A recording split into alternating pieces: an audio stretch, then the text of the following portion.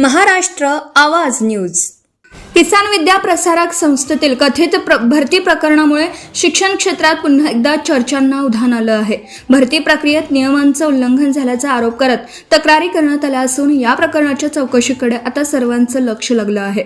तक्रारदारांकडून करण्यात आलेल्या आरोपांनुसार संस्थेतील काही नियुक्त्यांमध्ये पारदर्शकतेचा अभाव असल्याचा संशय व्यक्त करण्यात आला आहे. या आरोपांमुळे संस्थेच्या कारभारावर प्रश्नचिन्ह उपस्थित झालं असून चौकशी समितीच्या अहवालातून नेमकं सत्य समोर येण्याची अपेक्षा व्यक्त केली जात आहे.